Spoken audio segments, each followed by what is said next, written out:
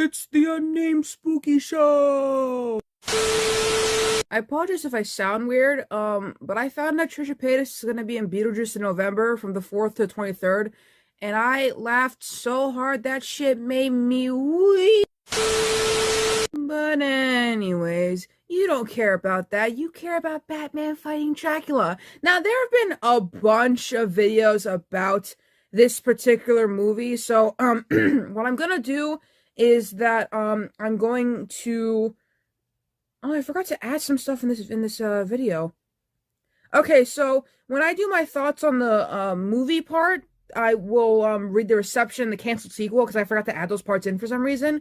But other than that, I will give you my thoughts on the movie because everyone's already talked about this movie, so I don't need to like tell you the plot or anything like that. If you wanted to go see that, you should probably I don't know, go find a YouTube video about it. But if you've never for some reason seen Batman fight Dracula, well, here I am. So, The Batman vs. Dracula is a 2005 American direct-to-video animated superhero horror film based on, of course, the Batman TV show from 2004. That one. The one that came out when I was but a baby, but a wee lass. The movie is a crossover inspired by the 1897 horror novel Dracula and loosely based on the Elseworld story of Batman and Dracula Red Reign. That's actual thing by DC Comics. And the film was released on DVD on October 18, 2005, so I was like 1. And it made its TV debut on Cartoon Network, but specifically on the Toonami block on October 22nd. God, I love Toonami. I should make a video about it one day. In the movie, Batman struggles to save Gotham because he's got to fight his most challenging villain for some reason. The most challenging villain of all time? Literal Dracula. Alright, so he hatches a plot, together to enslave the city. Well, no, Dracula wants to enslave the city, but Batman, he's like, no. And he makes Penguin and Joker vampires. And can I just say, I know I'm supposed to be saying this in my thoughts on the movie thing, but Vampire Joker is the scariest thing I've ever fucking seen in my life. Undead and kicking. Funny, you're my second Batman tonight. And you're both pains in the neck. Another thing about this movie is that this movie was released on DVD as a companion to the Christopher Nolan Batman series, specifically the first movie, Batman Begins from 2005, which I did not know that movie came out in 2005, and now I feel older than I feel old.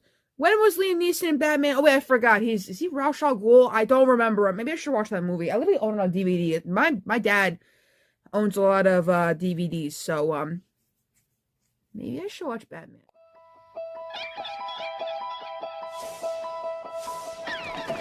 Alright, I know we're supposed to be getting into the prior Batman Dracula crossovers. However, I did not know that Rino Romano was also Spider-Man and the narrator of Curious George!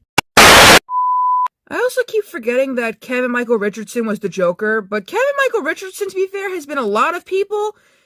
And I mean a lot of people, like, golly, I think he's my favorite voice actor besides my man Tom Kenny over here, who I, of course, forgot was on The Penguin.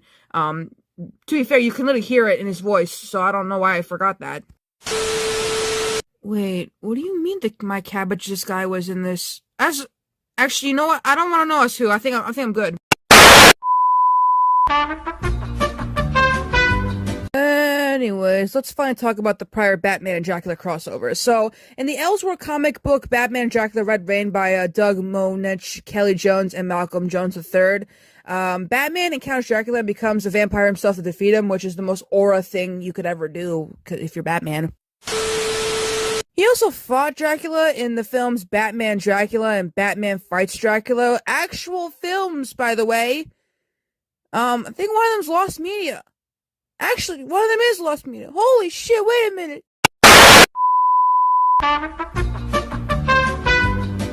God damn it, I got it. Oh, okay, hold on. Okay, the Lost Media Wiki never fails me when it comes to lost media. So I know that when I say that both of these things I just talked about are lost media, they are.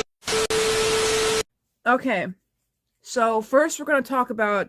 I know we're so deviating from the plot of this video, and I don't know where we're going anymore now, but trust me, I don't know where we're going either. I want to first talk about the 1964 film. It was actually directed by Andy Warhol. Yeah, that guy. Fuck that guy, no.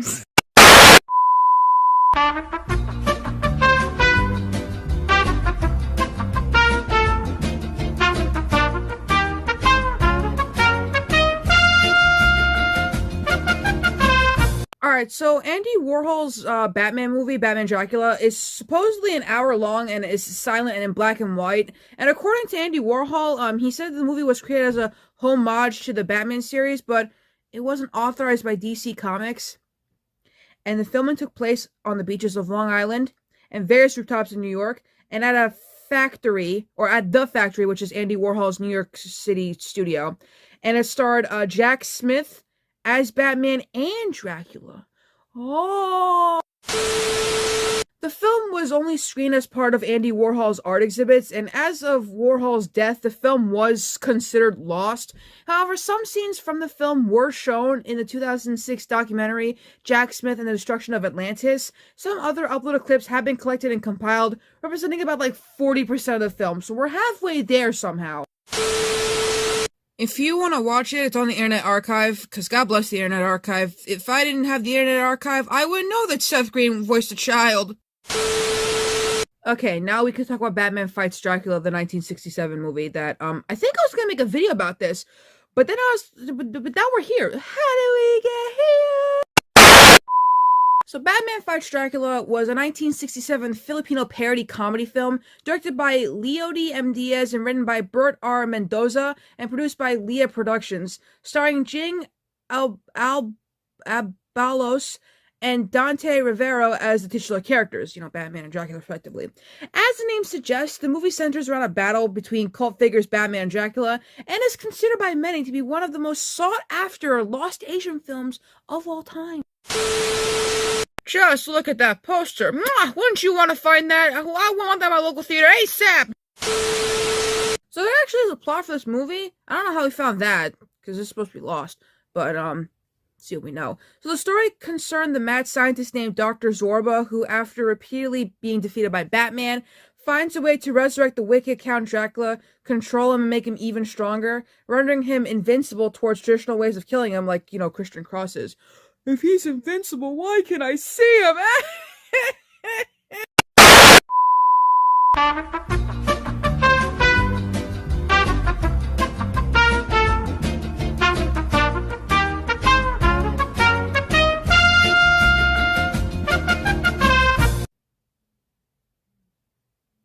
I'm sorry. I'm sorry. Please don't unsubscribe. After tracking down Zorba at his underground fortress, Ruben, a character based on the existing sidekick Robin, because why not, and the beautiful Marita managed to kill the evil doctor by somehow turning the vampire against him. Yeah, because that makes sense. Listen, I'm not going to judge, actually. This is, what, a Filipino movie? It's fine.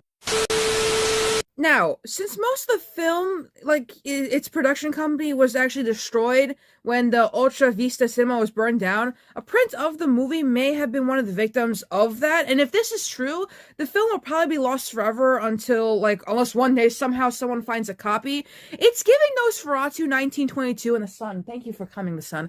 Because remember my video when I said that Nosferatu was actually lost for a while before it wasn't lost? It's the same thing.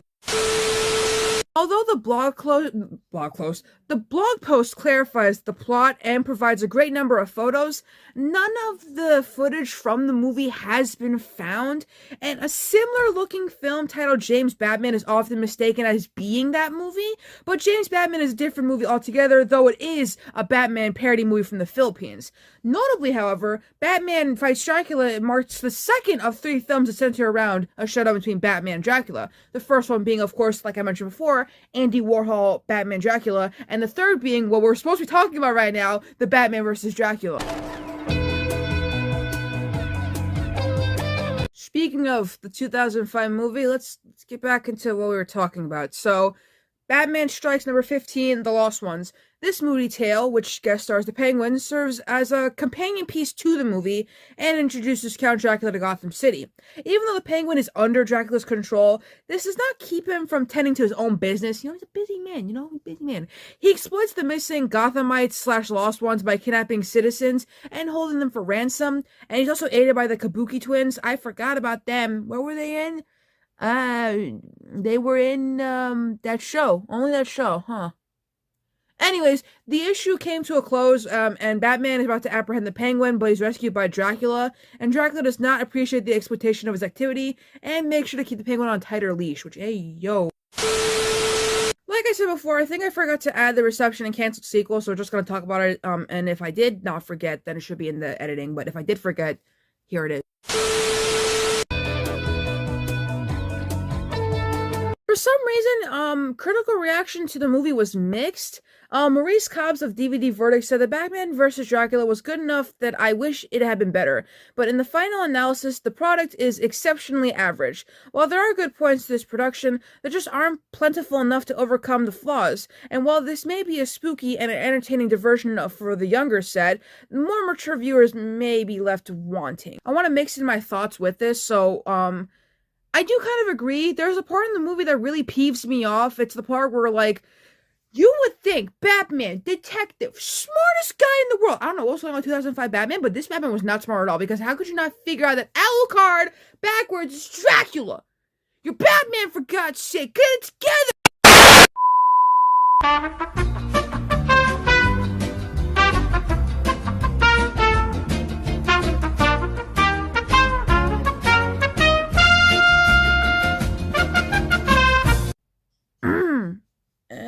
Anyways, Batman on film wrote, overall I enjoyed the Batman vs. Dracula. If you group all of the animated Batman movies together, this is one of the better ones. I give it a grade of B- and would tell any Bat fan to add it to their Bat DVD collection. Which I agree. Again, Joker vampire? Anyways, the world's finest online said, in the end, the negatives barely register in the grand scale of things. The movie has an excellent story, great dialogue, sans pun, amazing animation, perfect voice actors, and a score that keeps and enhances them all. There's very little not to like about this film, except for what I just complained about before. Kevin L. Carvel of Cinema Crazed wrote, though incredibly predictable and by the numbers, this is a really good and fun animated action and horror combination that picks up the slack with Batman as he's supposed to be, while fighting Dracula as he's supposed to be. Stormare approaches the role with enthusiasm, making this all the more watchable. And then the SF Horror and Fantasy Film Review wrote, it feels more like a case of the comic book canon having been twisted out of shape in order to make it work as a vampire story. The title team intrigues one, or the team of intrigues one, but you can't help but think how much more depth and character could have been invested into the effort if the movie was made as a part of the Bruce Timm universe, which those who don't remember, Bruce Timm, Batman. He was very known for Batman. And also that not really good Batman show, The Cape Crusader. So apparently we were supposed to get a sequel called The Batman vs. Hush, and it featured Hush as a main villain, which Hush, if you don't know, because I don't know, he's a bad guy in the Batman universe, because Batman has a lot of villains I did not know about, so hold on, let me just look at Hush. Hush's background is a parallel to Batman, and he serves as a criminal foil to him, and as an example of what Batman could have been if he came from an abusive family and had used his abilities and resources for malice, which, if I'm being honest, I think I would have loved to see Hush in a sequel movie, but I don't know much about Hush. I'm not gonna make a video about him though, because I don't know. Would you guys want that? Anyways, so Hush was gonna be like the main villain along with other villains like Joker, Penguin, Riddler, Catwoman, and Clayface. And this was planned for a long time, but the film ended up being scrapped, and before its cancellation, producer Alan Burnett had hopes of making one or two more DTV movies based on the Batman. But obviously that didn't really happen. But my thoughts on the movie. Look, growing up as a kid, I was a Supergirl fan, not Supergirl, like I was a Superman fan, I was like a Superman girly, is what I meant to say. And Batman, I only liked Batman, the Justice League cartoon, Justice League Unlimited, and also the Batman vs. Superman animated movie. That one's a banger. I own that on CD. It's the best thing I've ever seen. But yeah, my thoughts. This movie does look pretty good. I have watched a bit of the 2005 Batman, which everyone keeps saying that the Robin in that show is supposed to be the Teen Titans Robin, and if that's true, oh, I can see it. I mean, the story could have used just a little bit more work, you know, but this is like a direct-to-DVD movie, so like, It wasn't gonna be like the most perfect thing in the world, I guess, but still, I like what I saw, and I would say he should fight more vampire villains, but we got Man-Bat. Doesn't that count as vampire? He's fighting a bat. One of those days, isn't it? Anyways, ironically enough, my next video is vampire related because I'm talking about the Lost Boys musical. We got an update. I'm so happy. But I gotta save my excitement for the next video. But it's funny because I tried to rearrange my schedule so that vampires wouldn't be the next film immediately after, but still is somehow. However, the next Halloween video will not be vampire, although after that will be vampire. But the next thing I'll be talking about in Halloween is the Halloween Tree. It's a Hanna-Barbera movie, with Leonard Nimoy, because I thought it'd be funny to mention that. So, anyways, I'm going to sign off now, because I got stuff to do. It's very important, and I will see you guys in the next video.